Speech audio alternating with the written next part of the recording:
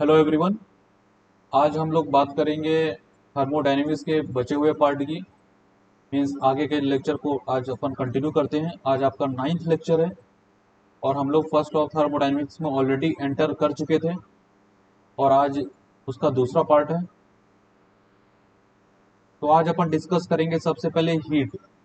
लेकिन उससे पहले मैं एक चीज़ देखना चाहता हूँ कि जो लास्ट क्लास में आप लोग समझे थे, लास्ट क्लास में आप लोगों को एक बात बताई गई थी, एक बहुत इंपॉर्टेंट पॉइंट लिखवाया गया था, अगर याद हो आप लोगों को तो, कि जो आइज एडियाबैटिक जो स्लोप होता है ना, एडियाबैटिक जो स्लोप होता है वो बेसिकली गामा टाइम्स होता है किसके, आइजोथर्मल के स्लोप के, आइजोथर्मल। और ये दोनों स्लोप जो होते हैं ये दोनों निगेटिव होते हैं, निगेटिव स्लोप होते हैं ये दोनों। ये चीज जानना बहुत इंपॉर्टेंट है कि दोनों निगेटिव स्लोप होते हैं, या फिर दिमाग में बैठे रहना चाहिए। और ये स्टेटमेंट तो बहुत ही इंपॉर्टेंट है, इतना इंपॉर्टेंट है कि क्या बताऊं मैं।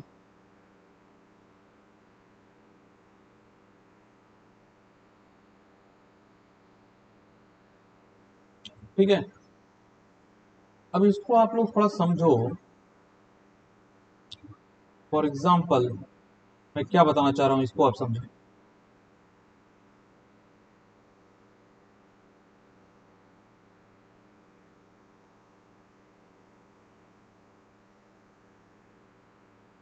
मैंने ये कहा था कि जो जो भी प्रोसेस का स्लोप ज्यादा स्टीपर है तो उसका स्लोप भी ज्यादा होगा।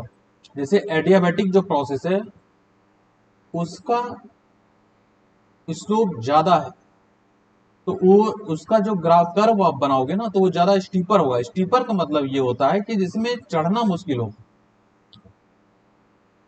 जैसे फॉर एग्जांपल आइसोथर्मल का अगर आप ऐसे बना रहे हो ना, आइसोथर्मल कर्व कैसे भी बन सकता है, ठीक है, इधर भी बन सकता है। लेकिन ये हम आइसोथर्मल एक्सपेंशन बना रहे हैं, एक्सपेंशन। एक्सपेंशन मतलब जहाँ पे वॉल्यूम बढ़ेगा। एक्सपेंशन का मतलब ये होता है कि जहाँ वॉल्यूम बढ़ता है।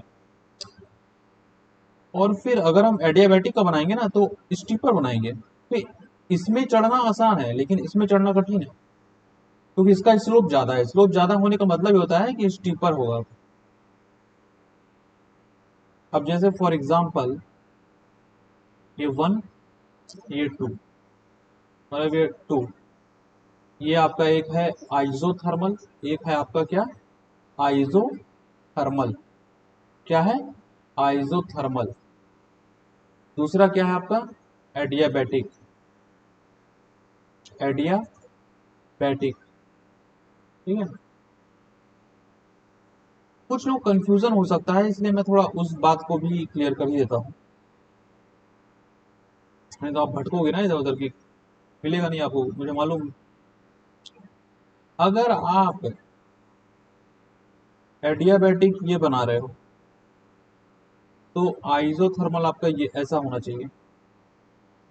देखो बनना तो ये कायदे से, डायग्राम को अगर कायदे से बनाया जाए तो ये ऐसे होना चाहिए ना, इसे मैच खाना चाहिए ऐसे। और ये जो डायग्राम होना चाहिए वो ऐसे होना चाहिए, क्योंकि ये तो है तो दोनों आइसोथर्मल ही। फर्क इतना है कि नीचे वाला जो टर्म है आपका, नीचे वाला जो टर्म है, ये जो है आपका, ये वाला पार्ट ये एक्सपेंशन है, मतलब जहां वॉल्यूम बढ़ रहा है। और जो ऊपर जो है आपका वो आपका कंप्रेशन है, मतलब जहां आपका वॉल्यूम घट रहा है। आप देखो ना, 1 से जब यहाँ पे अपन 2 जा रहे हैं, 1 से 2 जो प्रोसेस हो रहा है, 1 से 2, तो वहां पे वॉल्यूम घट रहा है। लेकिन जब आप एक्सपेंशन में देख रहे हो तो वहां वॉल्यूम बढ़ रहा है। अब एक चीज नोटिस करो कि ये है आपका θ1, ये है आपका θ2, तो theta two is greater than theta one and theta is what? Theta क्या है मेरे भाई? थीटा तो आपका D Y by D X है, जिसको अपन स्लोप बोलते हैं। अब theta two is greater than theta one, मतलब जिसका ग्रेटर देन है वो तो यही होगा ना, और जो स्मॉल है वो क्या होगा? आइसोथर्मल होगा। मैंने तो ऊपर ही लिखा हुआ है।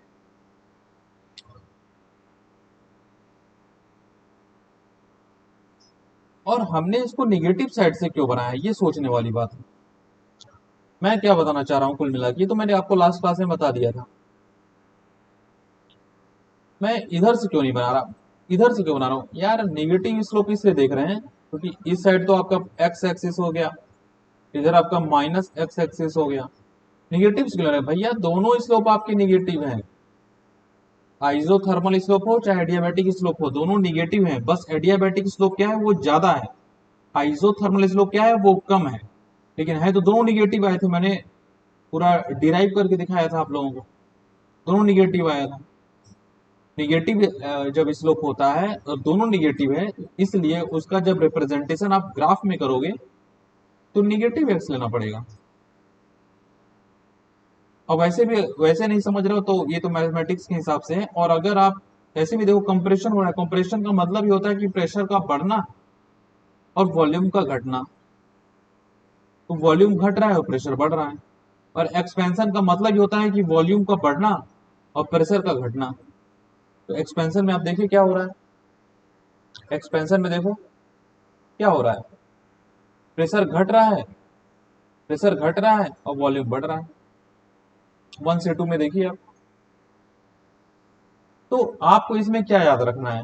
अब आप बोलोगे यार इतनी कहानी हो गई, लेकिन इसमें याद क्या रखना है? वो याद क्या रखना है वो तो मैंने पहले ही बता दिया है क्या याद रखना है। याद तो सिर्फ वह सिर्फ याद तो सिर्फ आपको इतना ही रखना है बस। और ये ग्राफ, इस ग्राफ में मतलब आइसोथर्मल ये है और एक्सपेंशन में ऐसे बनता है। ये ग्राफ भी बहुत इंपॉर्टेंट है, ठीक है? Graph is very important, graph को इग्नोर नहीं कर सकते। तो ये बात भी याद रखना है कि स्लोप एडियाबैटिक स्लोप ज्यादा होता है, आइसोथर्मल स्लोप कम होता है और गामा टाइम्स होता है।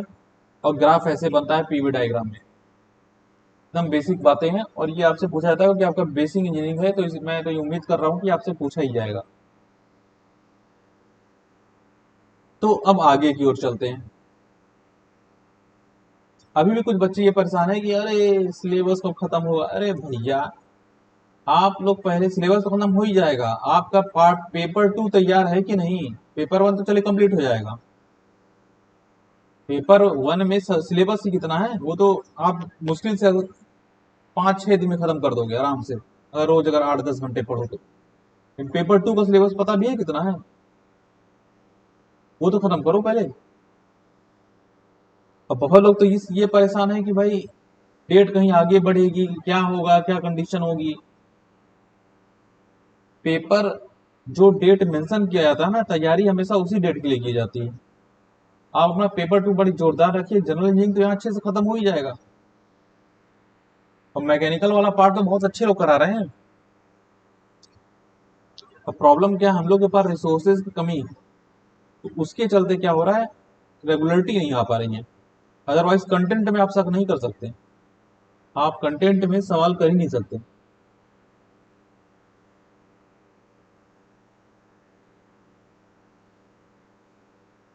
तो अब अपन बात करेंगे, आज एक बहुत इंपॉर्टेंट टॉपिक अपन स्टार्ट करते हैं। फर्स्ट लॉ में एक बहुत इंपॉर्टेंट चीज आती है, वो है आपका क्या? वो है आपका हीट। हीट बहुत इंपॉर्टेंट। ये भी बेसिकली यार एनर्जी इंटरेक्शन ही तो है। मैंने क्या कहा था, एनर्जी इंटरेक्शन बेसिकली 2 टाइप्स का होता है, एक होता है हीट और दूसरा होता है वर्क। तो वर्क हमने बहुत बात की, आज हीट को थोड़ा समझते हैं। दोनों का जो कैरेक्टरिस्टिक्स है ना वो सेम है। जैसे उधर हम लोग पढ़ते थे वर्क में कि work should cross the boundary, work transfer ही होगा हमेशा, वर्क नहीं होगा। यहाँ भी वही है, हीट ट्रांसफर ही होगा, हीट नहीं लिखोगे कहीं भी। कहीं भी आपको लिखा नहीं रहेगा कि भाई हीट निकालो, ये बोल ही नहीं सकता, उसकी औकात ही नहीं है। क्वेश्चन में लिखा रहेगा हीट ट्रांसफर निकालो, क्वेश्चन में लिखा रहेगा वर्क ट्रांसफर निकालो, वर्क डन निकालिए, ये लिखा होता है। हीट में क्या लिखा रहेगा, हीट ट्रांसफर निकालिए, मतलब वर्क बाउंड्री को क्रॉस कर रहा है तभी तो वर्क हुआ है, हीट ट्रांसफर हुआ है। हीट जैसी कोई चीज नहीं होती, वो तो अंग्रेजी का वर्ड हो गया, हीट ट्रांसफर मतलब उसने बाउंड्री को क्रॉस किया है, तभी तो आप बोल रहे हो हीट। और हीट होने के लिए एक बात आप जान लो, सबसे इंपॉर्टेंट बात है कि हीट होने के लिए सबसे मस्ट वाली चीज है कि टेम्परेचर डिफरेंस होना चाहिए। टेम्परेचर डिफरेंस होगा तभी तो हीट होगा। हीट ट्रांसफर कब होगा, जब भी मैं हीट भी बोल दे रहा हूं, मान लो गलती से ना, तो समझ लो मैं हीट ट्रांसफर ही बोल रहा हूं, तो टेम्परेचर डिफरेंस होगा तभी तो हीट ट्रांसफर होगा। टेम्परेचर डिफरेंस होना बहुत जरूरी है। अब देखो आप, एक डायग्राम मैं बनाता हूं आप लोग, प्यारा सा।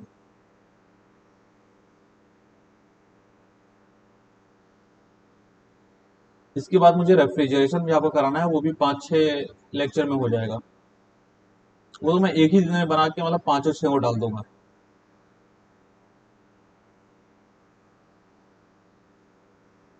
तो अब देखो, समझने की कोशिश करो इसको, ठीक है। मैंने 2 कंटेनर बनाए,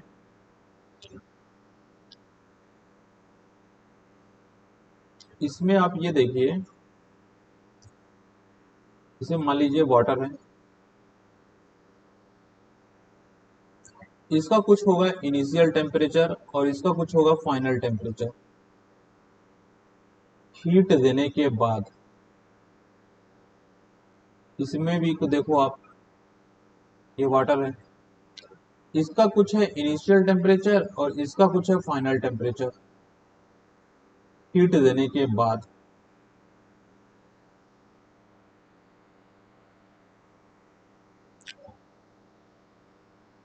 अब सपोज करो, एग्जांपल के तौर पे मैं लेता हूं कि इनिशियल टेम्परेचर जो है ना इसका, ये कितना है, कितना है इनिशियल टेम्परेचर, कुछ भी ले लीजिए ना, 20 डिग्री सेंटीग्रेड में लेता हूँ। और इसका जो फाइनल टेम्परेचर है ना, वो एज्यूम कर लो आपकी 60 डिग्री सेंटीग्रेड है। इसमें देखो, सेकंड वाले केस में, इसमें इनिशियल टेम्परेचर जो है ना, सेम लेते हैं 20 डिग्री सेंटीग्रेड, और टी फाइनल जो हुआ है यहाँ पे, वो 100 डिग्री सेंटीग्रेड हुआ है। अब आपको ये बताना है कि जाहिर सी बात है, जब पानी आपका 20 डिग्री सेंटीग्रेड में था, उसको आप 100 डिग्री सेंटीग्रेड में ला रहे हो, तो जाहिर सी बात है हीट ज्यादा दिए होगे ना। और जब पानी आपका 20 डिग्री सेंटीग्रेड में था और उसको आप 60 डिग्री सेंटीग्रेड में ला रहे हो, तो जाहिर सी बात है आपने हीट कम दिया है ना। तो इससे ये समझ में आता है कि हीट टेम्परेचर डिफरेंस में डिपेंडेंट है। हीट ट्रांसफर जो है आपका, वो टेम्परेचर डिफरेंस के ऊपर डिपेंडेंट है। तो मैं यहां से एक रिलेशन बना सकता हूं, Q is directly proportional to temperature difference, लिख सकता हूं। डेल का मतलब ही होता है डिफरेंस। ये ट्रायंगल टाइप का मैंने बनाया है, ये डेल है। डेल का मतलब ही होता है डिफरेंस, डिफरेंस इन टेम्परेचर। अब एक बात सोचो, सपोज डेट, एक और केस लेते हैं अपन।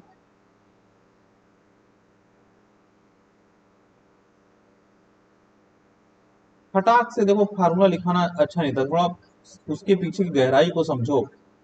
ये फार्मूला आया कैसे, जब फार्मूला आया कैसे, तो फिर धीरे धीरे धीरे धीरे सारी चीजें समझ में आ जाएंगी। इसमें भी अपन वाटर रखते हैं। अब हम क्या करेंगे ना, यहाँ पे इनिशियल टेम्परेचर कुछ रहा होगा और फाइनल टेम्परेचर में पहुंच गया जब उसमें हमने हीट सप्लाई किया। अंदर है पानी, मान लो एक कटोरा है, उसमें हम पानी रख दिए हैं, अपन अब पानी रखे हुए हैं और उसमें हीट सप्लाई कर दिए, तो कुछ टेम्परेचर इनिशियल रहा और कुछ फाइनल हो गया। Suppose that initial temperature 20 degree centigrade, final temperature आपका 100 डिग्री सेंटीग्रेड है। अब यहां भी आप देखो, इनिशियल टेम्परेचर कुछ है और फाइनल टेम्परेचर कुछ हो गया। फाइनल टेम्परेचर आप मान लीजिए 100 डिग्री सेंटीग्रेड और ये 20 डिग्री सेंटीग्रेड। अब देखो यार, इसमें जो समझदार आदमी होगा ना वही नहीं बोलेगा यार 100 डिग्री सेंटीग्रेड में तो आपका पानी रह ही नहीं जाएगा, वो तो उबल जाएगा, स्टीम बन जाएगा, गैस में कन्वर्ट हो जाएगा। बात सही है। लेकिन मैं ये एज ए एग्जाम्पल ले रहा हूँ, आप 100 मत लीजिए, आप कुछ पढ़ेंगे फिर आप कंफ्यूज हो जाएंगे। समस्या इस बात। बंद कर दो भाई। तो इसको आप ले लो 80 डिग्री सेंटीग्रेड। चलो अब तो पानी है ना, अब गैस नहीं बन रहा है, स्टीम नहीं बन रहा है। अब मैं इसमें क्या बताना चाह रहा हूँ, आप देखिए। मान लो इसमें 1 kg पानी है और इसमें आपका 10 kg पानी है, और टेम्परेचर डिफरेंस 20 डिग्री सेंटीग्रेड से आपको 80 डिग्री सेंटीग्रेड में उस पानी को पहुंचाना है। लेकिन टेम्परेचर डिफरेंस तो वही है, लेकिन एक कटोरे में पानी कम है, 1 किलो पानी है बस। मतलब 1 लीटर पानी है, किलो का मतलब लीटर, पानी केस में लीटर। तो लीटर 1 लीटर पानी है, उसका आप 20 डिग्री सेंटीग्रेड से 80 डिग्री सेंटीग्रेड में पहुंचाना है। एक तरफ जो कंटेनर में पानी कितना है, 10 kg, ज्यादा पानी रखा हुआ है, और टेम्परेचर डिफरेंस वही लाना है। पहले वो 20 डिग्री सेंटीग्रेड में था, अब उसको 80 डिग्री सेंटीग्रेड में पहुंचाना है। डिफरेंस उतना ही है, लेकिन पानी ज्यादा है तो हीट भी ज्यादा लगेगी। हीट ज्यादा है मतलब यहाँ पे जो आपका क्यू है वो भी ज्यादा था, और यहाँ भी जो क्यू है वो भी ज्यादा है मेरे भाई, इस वाले से, पहले वाले कंटेनर से। तो मैं ये कह सकता हूं कि मास ज्यादा अगर होगा तो हीट ट्रांसफर भी ज्यादा होगा, टेम्परेचर डिफरेंस ज्यादा होगा तो हीट ट्रांसफर भी ज्यादा होगा। तो इन दोनों को क्लब कर दो, इन दोनों को क्लब कर दो, तो आप लिख सकते हो Q is directly proportional to M del T. और अगर आपको इक्वल टू करना पड़ता है तो फिर डायरेक्टली प्रोपोर्शनल अभी लिखे हो ना, Q is directly proportional to M, Q is directly proportional to del T. अब डायरेक्टली प्रोपोर्शनलिटी को जब भी आओगे और उसको इक्वालिटी में कन्वर्ट करोगे तो एक कांस्टेंट टर्म आता है हमेशा। ये कांस्टेंट क्या है इसको भी अपन डिस्कस करेंगे। लेकिन ये जो कांस्टेंट आया है ना, इसको बोलते हैं स्पेसिफिक हीट।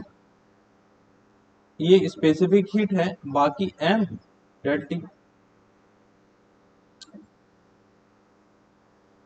अब एक बात बताओ, हर जगह ये फार्मूला आपको यूज करते हुए मिल जाएगा कि हीट ट्रांसफर निकालो, सब लोग कर देंगे M C del T, M C P del T, M C V del T, कुछ भी। तो ये फार्मूला आता कैसे, कोई बताएगा क्या आपको? ये था इसका फिजिकल सिग्निफिकेंस हीट का। हीट का ये फिजिकल सिग्निफिकेंस है। सिर्फ फार्मूला याद मत करो, इसकी गहराई को समझो कि फार्मूला आया कैसे। अब आप फटाक से समझ गए होगे कि हीट का एम सी डेल टी क्यों लिखा रहता है। अब देखो आगे कहानी। अब इसको तो एकदम खोद डालूंगा इस चीज को मैं। देखिए स्पेसिफिक हीट जो होता है ना, स्पेसिफिक हीट, इसको आप लिख सकते हो Q divide by M del T. इसमें बहुत सारी चीजें आपको बतानी होगी, छोटी चीज है।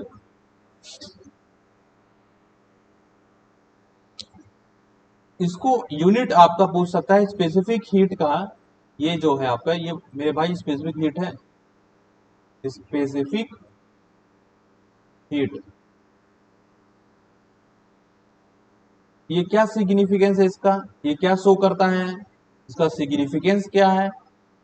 इसको सिग्निफिकेंस इसका है हीट स्टोरेज कैपेसिटी, ये शो करता है। Heat storage, heat storage capacity को ये जो है शो करता है।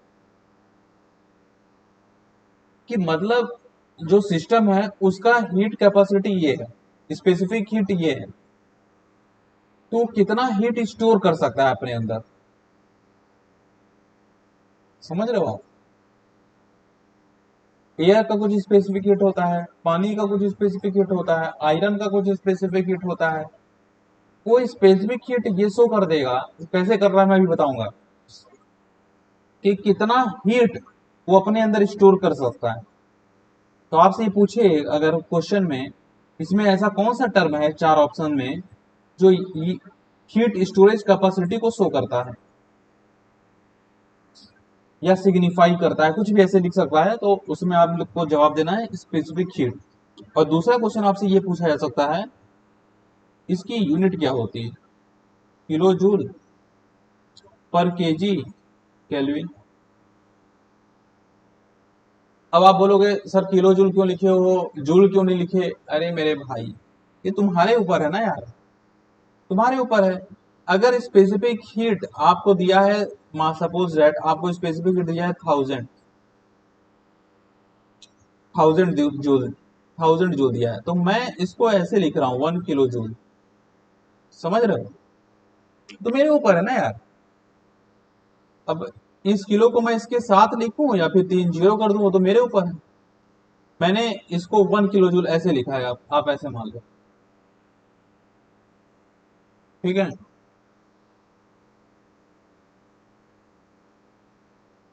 अब यहाँ का किलो मत उड़ा देना, कुछ लोग कंफ्यूज जाएंगे, बोलेंगे यार अरे ये किलो क्यों है, यहाँ का ये एसआई यूनिट है भाई, मास का टेम्परेचर डिफरेंस का एसआई यूनिट है ये। केल्विन की जगह मैं चाहूं तो डिग्री सेंटीग्रेड भी लिख सकता हूं। अब बोलोगे कैसे? मेरे भाई देखो, कुछ लोग तो देख रहे होंगे कि भाई ये आपने स्मॉल टी लिखा है, तो मतलब यहाँ जो टेम्परेचर डिफरेंस है वो डिग्री सेंटीग्रेड होगा, और जहाँ कैपिटल टी होता है वो केल्विन ज्यादातर माना जाता है, लिखा जाता है। और जहाँ स्मॉल टी होता है, बुक में देखना, किसी बुक में ऐसे दिया रहेगा, जहाँ स्मॉल टी लिखा रहेगा वहां पे डिग्री सेंटीग्रेड रहेगा, जहाँ कैपिटल टी लिखा रहता है वहाँ केल्विन रहता है। 99% बुक में ऐसे ही हाल है। और जहाँ टेम्परेचर डिफरेंस लिखा है ना, वहाँ कुछ भी हो सकता है भाई, कुछ भी ले लो। डिग्री सेंटीग्रेड लोगे तो भी वही आएगा, केल्विन लोगे तो भी वही आएगा। जैसे फॉर एग्जांपल मैं दिखा देता हूँ, चलो फिर मिटा दूंगा मैं। जैसे आप लो टी वन लो आप 30 डिग्री सेंटीग्रेड, ठीक है। T2 ले लो आप, T2 ले लो आप 100 डिग्री सेंटीग्रेड।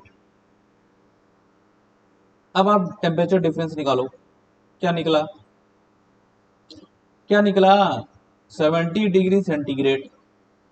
अब इसको मैं केल्विन में कन्वर्ट कर देता हूं, सपोज डेट T1 मतलब 303 केल्विन। 30 डिग्री सेंटीग्रेड में 273 ऐड करने पे ही तो डिग्री सेंटीग्रेड केल्विन में कन्वर्ट होता था। ये तो फर्स्ट क्लास में मैंने बताया था यार। और टी टू आप देख लो, 373 इसमें मैंने इसमें मैंने +273 किया है, केल्विन में कन्वर्ट करना था ना डिग्री सेंटीग्रेड को। अब इसका आप डिफरेंस निकाल लीजिए, देख लो डिफरेंस क्या आता है, क्या आ रहा है डिफरेंस?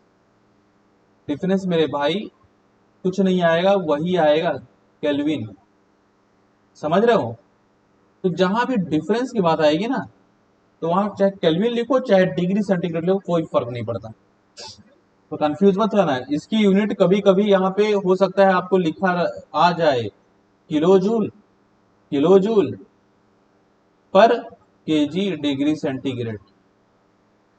तो तुम लोग बोलोगे यार आपने भाई केल्विन लिखवाए थे क्वेश्चन में, वहां ऑप्शन में था ही डिग्री सेंटीग्रेड था। अरे तो क्यों नहीं हो सकता डिग्री सेंटीग्रेड? वो भी सही है, देख तो रहे हो सामने है। मैं थोड़ी ना सही किया हूँ, सही है ही, फैक्ट है, ये फैक्ट को कोई बदल नहीं सकता। तो अब आप ये समझ चुके होंगे, एक क्वेश्चन पूछा गया है स्पेसिफिक हीट में, इतने क्वेश्चन आते हैं हीट स्टोरेज कैपेसिटी। अब स्पेसिफिक हीट को अपन डिफाइन करेंगे, यूनिट से डिफाइन करेंगे। स्पेसिफिक हीट, इसको करो ऊपर, अब लिखो तुम लोग स्पेसिफिक हीट। देखो स्पेसिफिक हीट जो है, क्यू हीट ट्रांसफर का क्या फॉर्मूला होता है, एम सी डेल टी। अब स्पेसिफिक हीट लिख रहा हूं तो क्यू डिवाइड बाई आप लिखोगे M del T.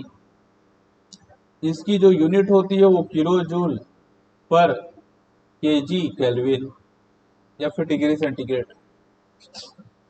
Specific heat basically ये शो करता है कि मान लो कोई 1 kg सब्सटेंस है, 1 kg सब्सटेंस कहीं रखा हुआ है, 1 kg सब्सटेंस, एग्जाम्पल एक पानी ले लो, पानी 1 किलोग्राम, मतलब 1 लीटर पानी कहीं रखा है, जब पानी के इसमें लीटर बोलना पड़ता है ना, 1 kg पानी आप रखे हो कहीं,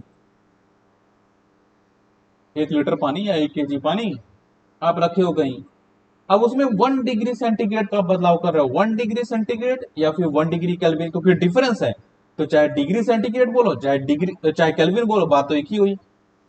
तो 1 kg पानी में आप 1 डिग्री सेंटीग्रेड का बदलाव करना चाह रहे हो, तो उसमें कितना हीट देना पड़ेगा, समझ रहे हो? मैं ये कह रहा हूं, मैं क्या कह रहा हूं कि कितना हीट लगेगा 1 kg ऑफ पानी में, उसका आप 1 डिग्री सेंटीग्रेड बदलाव कर रहे हो, मतलब उसका टेम्परेचर 1 डिग्री सेंटीग्रेड से बढ़ा दे रहे हो, और वो कितना पानी था, 1 kg, 1 kg पानी था, 1 केल्विन का बदलाव किए तो कितना हीट लगा, यही है मेरे भाई स्पेसिफिक हीट। अब मैं देखो, अब मैं इसको लिखवा नहीं रहा हूं इसको, क्योंकि बोल दे रहा हूं तो कुछ आप जरूरी नहीं कि हर चीज मैं लिखूं, आप लोग तो मतलब इसको रिकॉर्डेड देखोगे ना, तो बैक करके जो समझ में रहे हो उसको लिख लेना अपनी भाषा में, और यही चीज इंग्लिश में लिखा हुआ रहेगा, आप समझ जाओगे। 1 kg ऑफ सब्सटेंस, अगर आप स्पेसिफिक हीट आपसे पूछे what is specific heat, you should define like this, how much heat transfer is required for 1 kg of substance for changing its temperature by 1 degree centigrade और 1 degree kelvin. अगर 1 kg substance रखा हुआ है, 1 kg पानी मान लो, example 1 litre पानी रखा हुआ है, 1 डिग्री सेंटीग्रेड का बदलाव करना है तो कितना हीट लगेगा, ये स्पेसिफिक हीट बोल रहा है, समझ में आया? ये स्पेसिफिक हीट की बात है।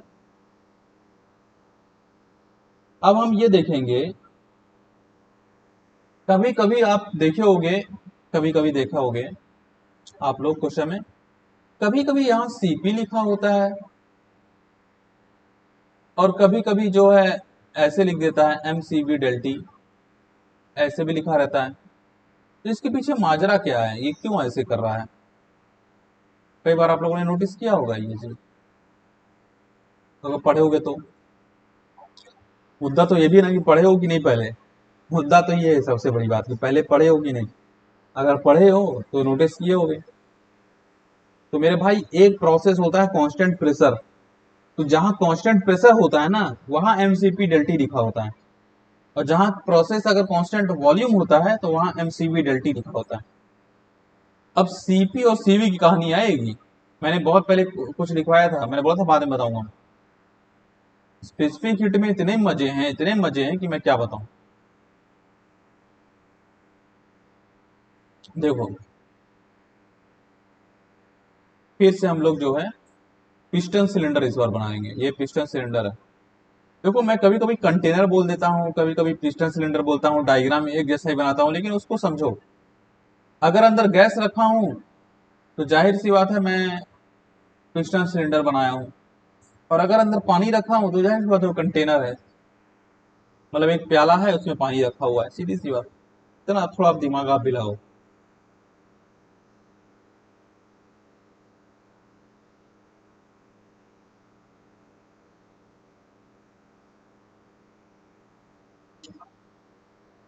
हाँ, डायग्राम तो टेढ़ा मेढ़ा बन गया, लेकिन हो गया, ठीक है।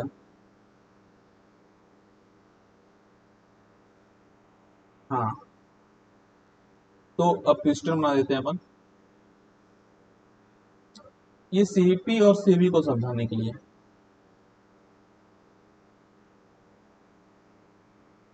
ठीक है,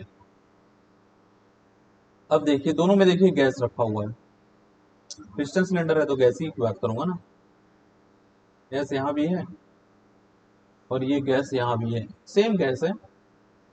अब मैं यहाँ हीट सप्लाई कर रहा हूँ, और देखो यहाँ पे एक खेला ये है, यहाँ पे लगा है स्टॉपर, स्टॉपर मतलब पिस्टन अपनी जगह से मूव कर ही नहीं पाएगा, ये क्या है, स्टॉपर।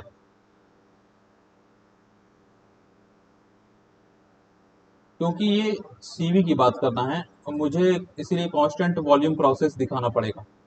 कांस्टेंट वॉल्यूम मतलब पिस्टन ऊपर ना जा सकता है ना नीचे आ सकता है, जब वॉल्यूम उसका उतना ही रहना है सिस्टम का। पिस्टन सिलेंडर का जो वॉल्यूम गैस गैस जितने वॉल्यूम में था उतने ही वॉल्यूम में है, तो पिस्टन ना ऊपर जा रहा है ना पिस्टन नीचे जा रहा है, तो गैस उतने ही वॉल्यूम में है। जब वॉल्यूम कांस्टेंट होता है तो वर्क डन कितना होता है, देखो for constant volume, for constant volume process work done क्या होता है मेरे भाई, जीरो। वर्क डन क्या होता है, जीरो। तो जो भी हीट सप्लाई हो रहा है, whatever whatever heat is supplied, whatever heat is supplied that is stored, मतलब कि ये इज स्टोर्ड, मतलब जो जो भी आप हीट सप्लाई कर रहे हो वो बेसिकली स्टोर हो रहा है। और स्टोर्ड एनर्जी को हम लोग क्या बोलते हैं, इंटरनल एनर्जी। जो भी हीट हम सप्लाई कर रहे हैं वो इंटरनल एनर्जी में कन्वर्ट हो जा रहा है, क्योंकि वर्क होने के लिए वर्क शुड क्रॉस बाउंड्री। और सिस्टम हमारा क्या है, इतने में हमारा गैस रखा है, गैस देखो सिस्टम हमारा क्या है, इतने में हमारा गैस रखा है, तो यही हमारा सिस्टम है। अब पिस्टन मूव ही नहीं कर रहा है, अगर पिस्टन मूव करता तो बाउंड्री क्रॉस हो जाती और कुछ वर्क हो जाता, तो उस वर्क को करने के लिए भी हीट ही देना पड़ता अलग से। समझ रहे हो बात को। अब यहां हम कितना हीट दिए, अब आप ये सवाल पूछ सकते हो। हम लोग क्या कर रहे हैं, एक्चुअली गैस रखा हुआ है, वो इनिशियल टेम्परेचर में है, सपोज दैट कुछ भी, उसको हमको पहुंचाना है अपने रिक्वायर्ड फाइनल टेम्परेचर पे, तो उसको हम कुछ हीट दे रहे हैं।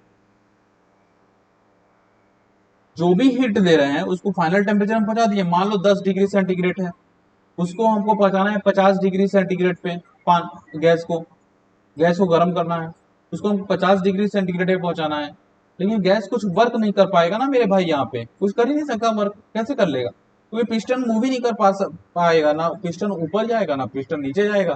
कुल मिला के चेंज इन वॉल्यूम कुछ हो नहीं रहा है, तो वर्क डन हो जाएगा जीरो। तो यहाँ जो भी हीट सप्लाई हो रही है ना वो सीधा सीधा कन्वर्ट हो रही है किसमें, इंटरनल एनर्जी में।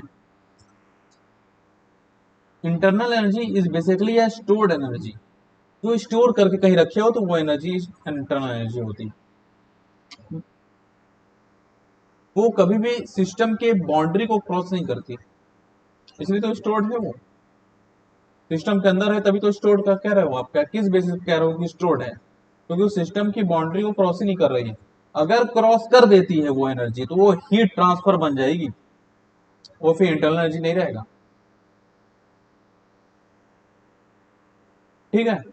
अब मैं ये मान के चलता हूं कि piston is moving at constant velocity. जब piston is moving at constant velocity तो जाहिर सी बात है वो कांस्टेंट प्रेशर प्रोसेस हो गया। और फॉर कांस्टेंट प्रेशर प्रोसेस हम लोग पढ़े हैं, for constant pressure process work done आपका जीरो तो नहीं होता, ये तो कन्फर्म है। बस हमसे ये मतलब है, अब वर्क डन कितना होता है उससे अपने को कोई मतलब नहीं है। प्रेशर इंटू वॉल्यूम होता है P V two minus V one, ये हमें मालूम है। लेकिन अपने को इससे मतलब नहीं, अपने को मतलब है कि ये हम जानते हैं कांस्टेंट प्रेशर प्रोसेस में वर्क डन कभी जीरो नहीं होता, ये अपने को पता है। और हमको यहाँ भी वही काम करना है, यहाँ हम स्टॉपर नहीं लगाए हुए हैं कि पिस्टन आपका मूव नहीं करेगा। पिछले केस में तो स्टॉपर था तो आपका पिस्टन मूव नहीं कर रहा था, इसलिए वॉल्यूम कांस्टेंट रह गया तो जीरो हो गया वर्क डन। यहाँ आपका पिस्टन धकाधक मूव करेगा, धकाधक, और यही कारण है पिस्टन आपका मूव करेगा। और जब पिस्टन मूव करेगा तो कुछ वर्क कर देगा, और जो वर्क करेगा वही वर्क डन होगा। तो मतलब यहाँ गैस को हम इसका टेम्परेचर उतना ही बदलना चाहते हैं, उतने ही क्वांटिटी का गैस रखा हुआ है, पिस्टन सिलेंडर दोनों बराबर हैं और गैस उतने ही क्वांटिटी में रखा हुआ है और टी इनिशियल से टी फाइनल पहुंचाना चाहते हैं।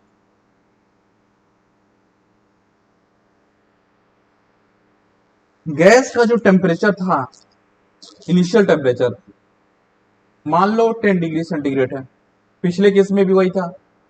अब उसको हम 50 डिग्री सेंटीग्रेड में पहुंचाना चाह रहे हैं और टेम्परेचर डिफरेंस है उतना ही जितना हम पिछले वाले केस में रखे थे।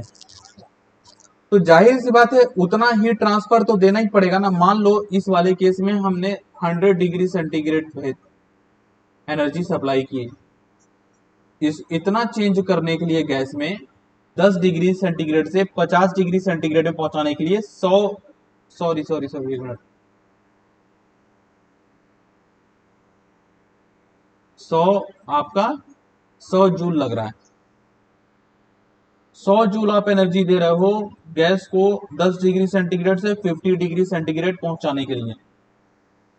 मेरे भाई यहां भी उतना ही गैस रखा हुआ है और टेम्परेचर आपको उतना ही पहुंचा देना है। तो यहाँ पास एक बात गारंटी है कि यहाँ 100 डिग्री सेंटीग्रेड 100 जूल तो आपको देना ही पड़ेगा, ये तो कंफर्म है। प्लस प्लस मेरे भाई आपको वर्क वाला भी देना पड़ेगा, क्योंकि पिस्टन जब आपका ऊपर मूव करेगा, मान लो पिस्टन मूव करके यहां तक पहुंच गया सपोज डेट, तो जो इतना चेंज इन वॉल्यूम हुआ है ना, इतना चेंज इन वॉल्यूम तो कुछ वर्क कर गया।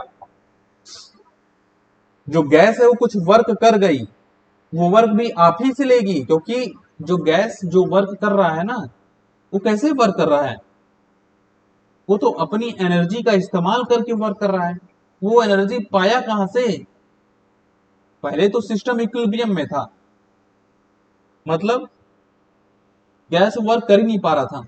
ऊपर से एटमॉस्फेरिक जो प्रेशर है ना लग रहा था पिस्टन के ऊपर, अब उसको ढकेलते हुए ऊपर जाना है तो एक्स्ट्रा एनर्जी लानी पड़ेगी ना, वो कहां से आएगी? हीट दिया है। ये जो हीट ट्रांसफर मतलब ये जो हीट ट्रांसफर हुआ ना मेरे भाई, देखो आप, हीट ट्रांसफर जो हुआ है इससे 100 जूल एनर्जी से हम इसका टेम्परेचर 10 डिग्री सेंटीग्रेड से 50 डिग्री सेंटीग्रेड में 100 जूल के 100 जूल एनर्जी देकर पहुंचा दिए। एक काम हमारा हो गया। लेकिन इस पहुंचाने के चक्कर में, क्योंकि ये प्रेशर कांस्टेंट वॉल्यूम तो है नहीं, पिस्टन भी ढकेला गया है आगे, ये वाला एनर्जी कौन देगा? ये गैस तो अपनी एनर्जी का इस्तेमाल कर दिया ना। तो मतलब 100 जूल अभी हम एनर्जी दिए थे, उसमें से 20 जूल एनर्जी जो है ये ऊपर ढकेल दिया। लेकिन अब फाइनल टेम्परेचर पे तो नहीं पहुंच पाए, क्योंकि फाइनल टेम्परेचर में पहुंचने के लिए आपको 100 जूल पूरा सिर्फ पानी गर्म गैस को गर्म करने में ही लग जाएगा, समझ रहे हो? लेकिन 100 जूल जो आपने दिया है वो गैस को 10 डिग्री सेंटीग्रेड से 50 डिग्री सेंटीग्रेड में लाने के लिए 100 जूल एनर्जी चाहिए, उसको चाहिए तो चाहिए। आपने 80 जूल में उसको कुछ टेम्परेचर तक पहुंचाया और 20 जूल का इस्तेमाल करके वो कुछ वर्क कर दिया, तो इसका मतलब आपको 120 जूल देना पड़ेगा, समझ रहे हो? वर्क मान के चलो आप, ये सब एज्यूम किया जा रहा है एग्जाम्पल समझाने के लिए। तो यहाँ पे क्यू आप देखो, जब कांस्टेंट प्रेशर था तो क्यू कितना आया? 120 जूल। यहाँ पे जब क्यू जब आपका कांस्टेंट वॉल्यूम था तो आया कितना? 100 जूल। तो मेरे भाई ये बात तो कंफर्म हो गया ना, Q P is greater than Q B. तो ये भी एक बात और समझो, M C P del T is greater than M C V del T. और मैंने कहा आपसे 50 बार, मास उतना ही गैस रखा हुआ है, टेम्परेचर डिफरेंस 10 डिग्री सेंटीग्रेड से 50 डिग्री सेंटीग्रेड में पहुंचाना है, तो टेम्परेचर डिफरेंस भी हमारा उतना है। इसका मतलब ये अगर सेम है, ये मास सेम है, तो आप एक काम करो,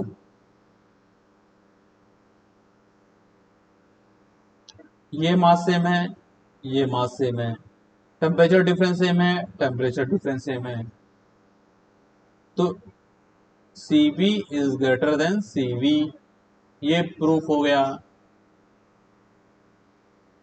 क्योंकि Cp में आपका इंटरनल एनर्जी भी है और वर्क भी है, लेकिन Cv में आपका इंटरनल एनर्जी तो है लेकिन वर्क नहीं है।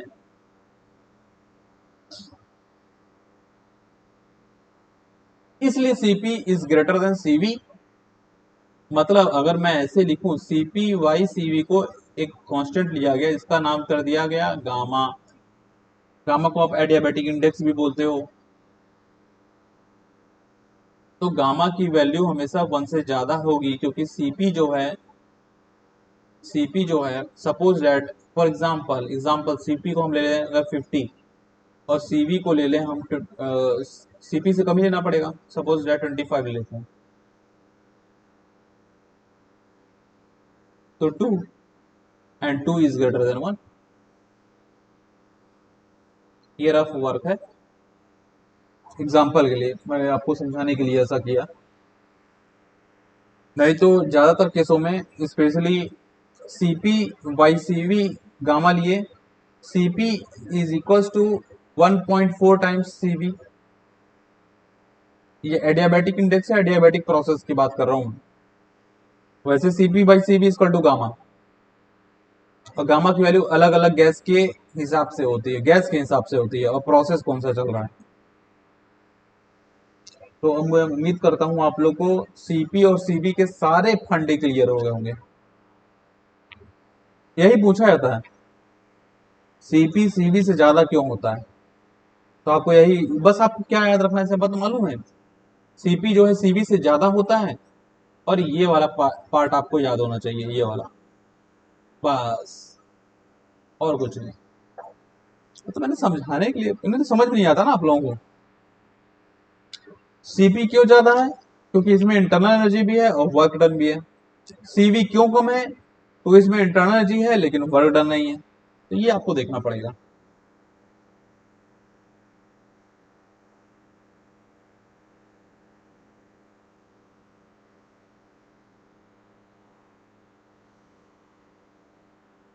उम्मीद करता हूँ यहाँ तक आपको समझ में आया होगा।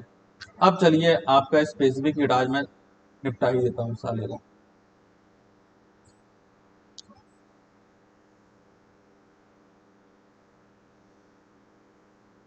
हाँ, तो अब अपन बात करेंगे इसकी।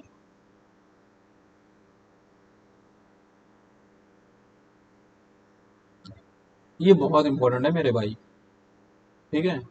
आप लोग इसको एकदम अच्छे से पढ़ लेना। Specific heat for for solid और लिक्विड, सॉलिड एंड लिक्विड आप लिखना, सॉलिड एंड लिक्विड, और लिखोगे तो फिर, और मैं किसी सेंस के हिसाब से लिख रहा हूँ, कुछ सोच कर, एंड लिक्विड, आप ऐसे लिखो, ठीक है। यार एक बात आप लोग को पता हुआ है कि नहीं मुझे नहीं मालूम। देखो जो सॉलिड और लिक्विड होते हैं ना, सॉलिड और लिक्विड, ये बेसिकली इनकम्प्रेसिबल होते हैं। मतलब इनको आप कंप्रेस नहीं कर सकते, मतलब ऐसे दबाने से इसका शेप नहीं चेंज होगा। पानी को आप कंटेनर में लोगे ना, पानी ऐसे थोड़ी ना हाथ में लगे ऐसे दबाओगे, जैसे आसपास हवा है, गैस है, इसको आप कंप्रेस कर सकते हो। बलून में हवा भर दो, उसको आप कंप्रेस कर सकते हो। कंटेनर में अगर आपने कंटेनर में गैस भरी हुई तो भी आप कंप्रेस कर लोगे। लेकिन अगर आपने उसी कंटेनर में आपने पानी भर लिया, पानी भले आपको कंप्रेस करना, एक नहीं होगा कंप्रेस, थोड़ा बहुत कंप्रेस होता है, फिर उसमें कंप्रेसिबल फ्लो पड़ना पड़ जाएगा। हम लोग इनकम्प्रेसिबल मानते हैं पानी को, कंप्रेसिबल तो फिर अब एयर भी है, लेकिन कंप्रेसिबल फ्लो पढ़ना पड़ जाएगा, पूरा भयानक चैप्टर है उसका। फिर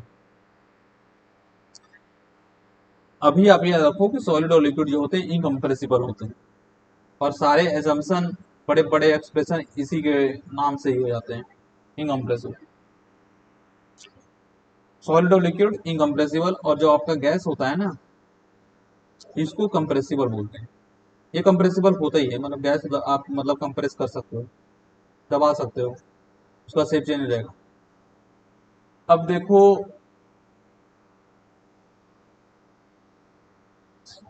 एक एग्जांपल देता हूँ आपको, चलो आप लोग का फंडा एकदम अच्छे से क्लियर होना चाहिए।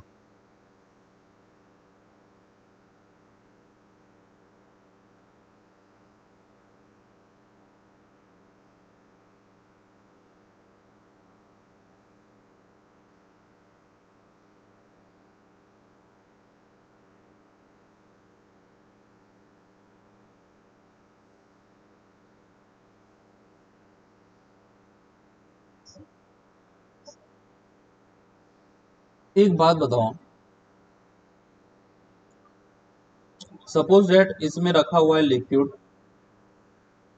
इसमें रखा है सॉलिड, इसमें रखा है गैस। अब आप एक काम करो, लिक्विड में रखो आप, डालो क्यू, हीट डालो, हीट ट्रांसफर। लिक्विड में हीट डाल रहे हैं, तो क्या ये कोई वर्क करेगा? वर्क करेगा? कुछ नहीं करेगा मेरे भाई।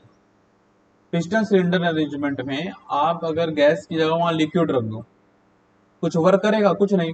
बहुत होगा तो लिक्विड जो है आपका वेपोराइज हो सकता है, बहुत ज्यादा गर्म कर दोगे तो वो गैस बन जाएगा, फिर वो वर्क कर सकता है। लेकिन जब तक वो लिक्विड है कुछ भी वर्क नहीं करेगा। अब आप पिस्टन सिलेंडर में कोई सॉलिड डालो, मान लो आप क्या डाल रहे हो,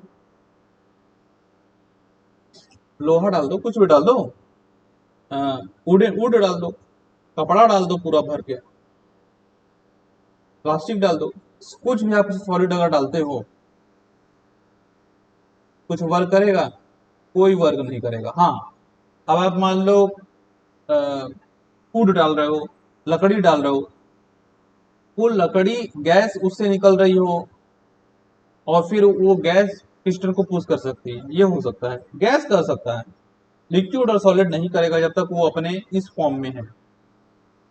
उसको फॉर्म चेंज करना पड़ेगा अपना अपना, ये जो सॉलिड और लिक्विड इस फॉर्म को, अपने फॉर्म को चेंज करके गैस बनना पड़ेगा। देखिए गैस में अगर आप हीट सप्लाई करो तो वहां वर्क आपका नॉट इक्वल टू जीरो होता है।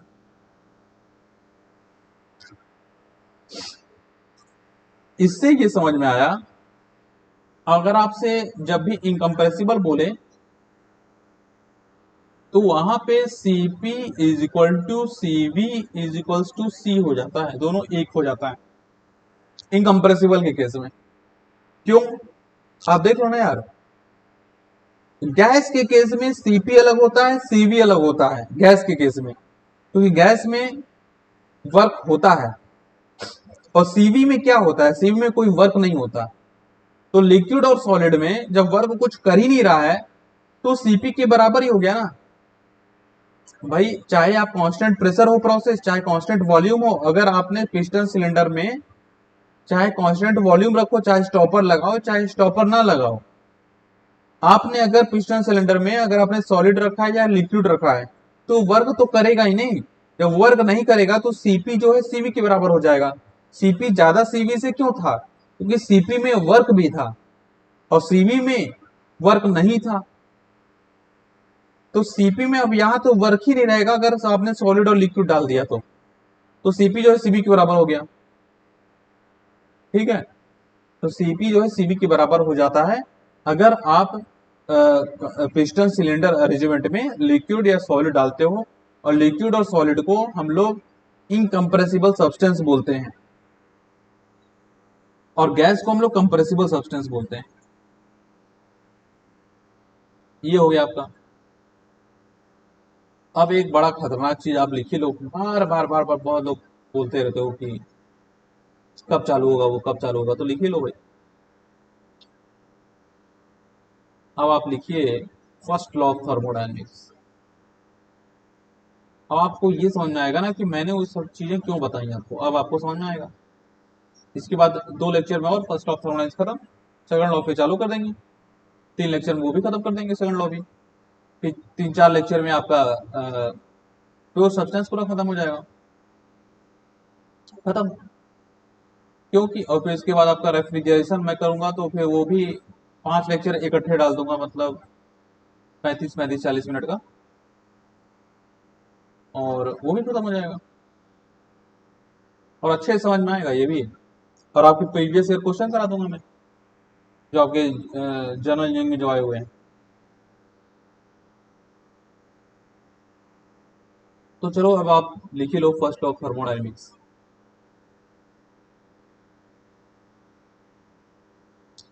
इसके लिए आपको एक डायग्राम बनाना पड़ेगा।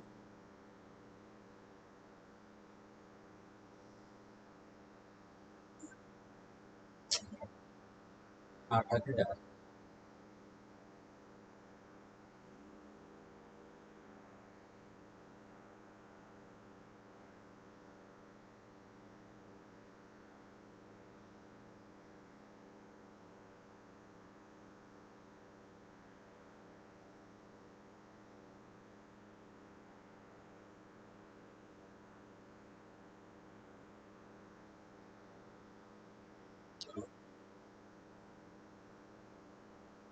1 2 3, Q1 से 2, W1 से 2, Q2 से 3, और W2 से 3, Q3 to 1, W3 to 1।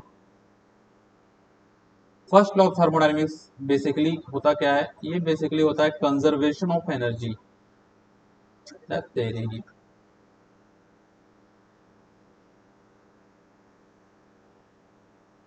Conservation conservation of energy. Energy मतलब कंजर्व होगी, ये है फर्स्ट ऑफ थर्मोडायनेमिक्स। आपसे पूछा जाएगा स्टेटमेंट, बहुत इंपॉर्टेंट है यार, इसमें अब लगा ही लो। आपसे कितना स्टार है कि मैं क्या बता दूं, सीधा लिख देगा कंजर्वेशन ऑफ एनर्जी। ये कौन सा लॉ है थर्मोडायनेमिक्स का? तो आप बोलोगे फर्स्ट लॉ। अब क्या है वो भी देख लो। Summation of Q is equal to summation of W, ये है इसका मेन स्टेटमेंट।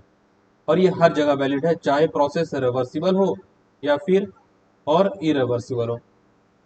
कोई भी प्रोसेस हो, चाहे रिवर्सिबल हो चाहे इरिवर्सिबल हो, हर जगह वैलिड है।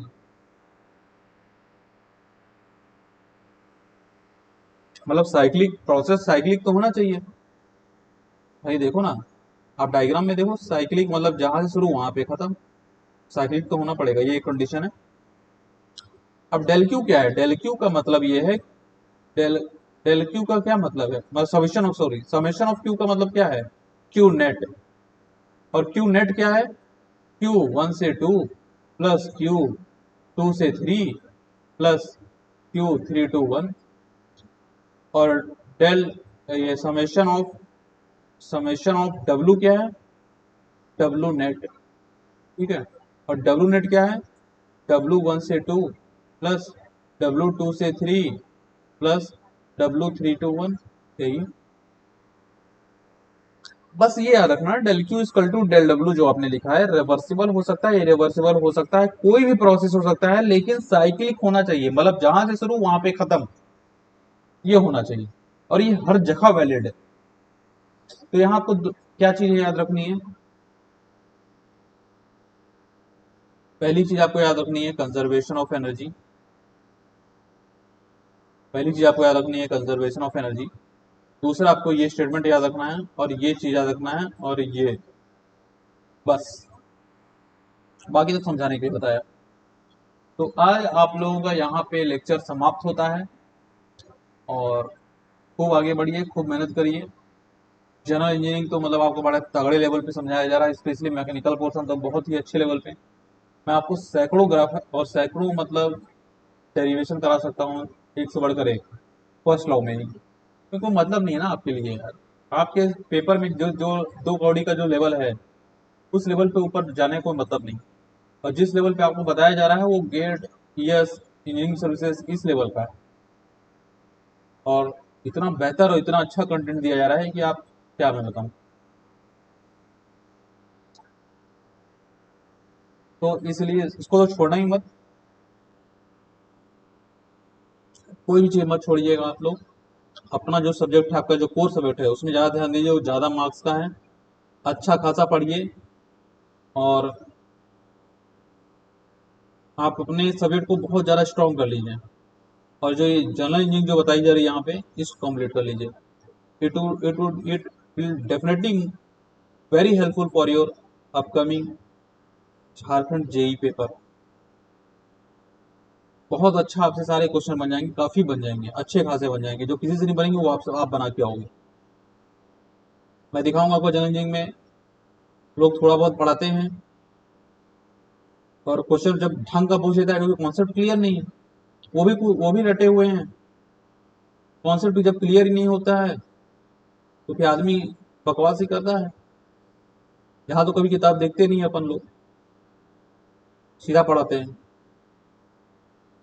तो इसलिए मैं बता रहा हूँ कि आप लोग को मेहनत बहुत करनी पड़ेगी, क्योंकि कंपटीशन बहुत स्टिफ है। तो इसलिए अच्छा कंटेंट और आपकी पर्सनल, आपकी बहुत मेहनत होनी चाहिए। इस समय तो आपको अब जो, क्योंकि अब अगस्त में सुनने वाला पेपर है, अगर अगस्त में पेपर है, एक डेढ़ महीने जो भी बचे हैं, 10-15 दिन में सब खत्म हो जाएगा आपका ये वाला जनरल इंजीनियरिंग। अपने सब्जेक्ट को बहुत ज़्यादा पढ़िए, 50% में मान लीजिए आप 100% तो आप 20% से 30% तक आप इसको दीजिए जनरल इंजीनियरिंग को, बाकी अपने सेट को बहुत स्ट्रॉन्ग करेंगे। और जनरल इंजीनियरिंग में तो पूरा ही बनेगा आपसे। सबसे ज़्यादा 60% तो मैकेनिकल पोर्सन ही है। ये अच्छे से तैयार हो गया तो फिर तो आप जब के जलवे हैं, और आपका जो सब्जेक्ट होगा वो तो आपको आता ही होगा। ये पता है ज़्यादातर बच्चे यहाँ सिविल के होंगे, सिविल वाला पर्सन आपसे आता ही होगा। सिविल है कि नहीं जनरल इंजीनियरिंग में? इलेक्ट्रिकल इलेक्ट्रॉनिक्स से क्या उसमें तो टीचर नहीं मिल रहे हैं, देखो क्या होता है। बाकी मैकेनिकल तो आप लोग का जोरदार जाएगा। और अब टीचर भी ऐसे नहीं लेना है ना यार, आ तो बहुत रहे हैं लेकिन जब मतलब दम नहीं है। देखो एक होता है नौकरी पा जाना और अच्छा टीचर बनना, दोनों में बहुत फर्क है। टीचर भी अच्छा होना चाहिए ना। नौकरी तो बहुत करके लोग बोल रहे हैं कि मैं पढ़ा दूंगा मैं पढ़ा दूंगा, लेकिन ऐसे किसी को लेना सही नहीं रहता। चलिए ठीक है, आप लोग अपना पढ़ाइए लिखिए, और थर्मोडायनेमिक्स आपका अच्छा चल ही रहा है, तो ओके बाय, गुड नाइट।